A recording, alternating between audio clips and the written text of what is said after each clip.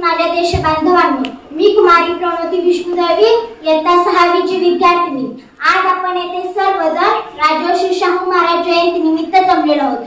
सर्वप्रथम तुम्हा सर्वांना राजर्षी शाहू महाराज जयंतीच्या हार्दिक शुभेच्छा। आज मी राजर्षी शाहू महाराज जयंती निमित्त काही 2 शब्द बोलू इच्छिते, ते तुम्ही शांत चित्ताने ऐकावे अशी माझी नम्र विनंती आहे।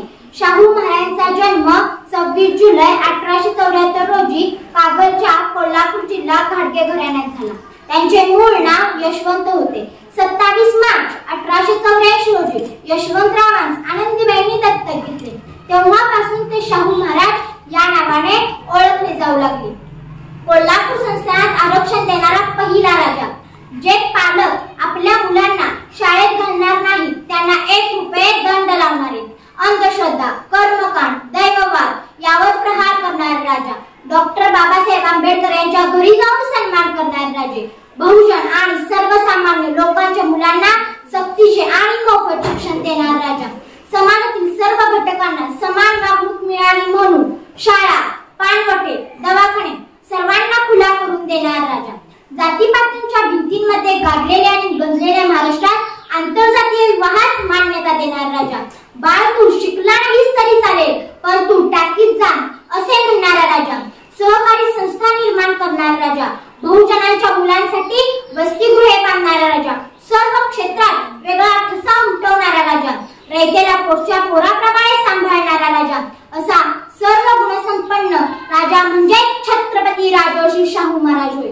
छत्रपती राजर्षी शाहू महाराज या नावाची अख्ख्या महाराष्ट्राला ओळख आहे, त्यामुळे त्यांची नव्याने ओळख करून देण्याची गरज नाही। महाराजांनी मिळालेल्या संधीचा वापर जनहितासाठी केला।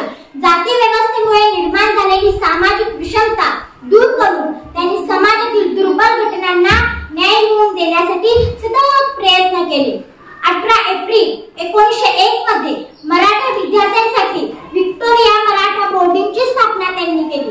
त्यानंतर लवकरच दिगंबर जैन बोर्डिंग, वीरशैव लिंगायत वसतिगृह, मुस्लिम बोर्डिंग, श्री नामदेव बोर्डिंग, पांचाल ब्राह्मण वसतिगृह, इंडियन ख्रिश्चन हॉटेल, ढोर सांभाळ बोर्डिंग, नाभिक विद्यार्थी वसतिगृह, रावसाहेब सबनीस प्रभू बोर्डिंग इत्यादी 23 वसतिगृह त्यांनी सुरू केली। राजर्षी शाहू महाराजांचे 6 फूट 4 इंच उंचीचे बलदंड शरीर, कणखर धिप्पाड बुलंद बुर्जीसारखी रुंद छाती, टपोरे पाणीदार डोळे, पहाडी आवाज, सिंहासारखा डौलदार चेहरा आणि पहाडे टक्कर देईल अशी अफाट ताकद असलेल्या राजाला नियतीने अनेपुरे 48 वर्षांचे आयुष्य दिले। महाराजांनी एकदाच्या बैल मोठ स्वतः हातांनी ओढून पाटात पाणी सोडून दिले होते। तेवढी प्रचंड ताकद होती की या पोलादी शरीरालाही का 10-20 वर्षे पुढे ढकलता आला नाही। 26 जुलै 1874 मध्ये कागलच्या घाटगे घराण्यात जन्माला आलेले महाराज पावणे 10व्या वर्षी दत्तक विधान, 20व्या वर्षी राजगादीवर आले, राज्यारोहण झाले आणि पुढील फक्त 28 वर्षे त्यांनी जनतेची सेवा केली। 6 मे 1922 मध्ये मुंबईत अल्पशा आजाराने त्यांचे निधन झाले। बहुजन समाज दुःख सागरात बुडला। करवीर नगराचे कर्तबगार राजा काळाच्या पडद्याआड गेला। करवीर नगराचा कर्तबगार राजा काळाच्या पडद्याआड गेला। दीनदुबळ्यांचा आधार केला, शिक्षणात सुधार केला। दीनदुबळ्यांचा आधार केला, शिक्षणात सुधार केला।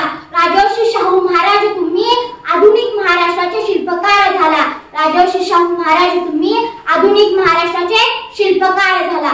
एवढे बोलून मी माझे भाषण थांबवते।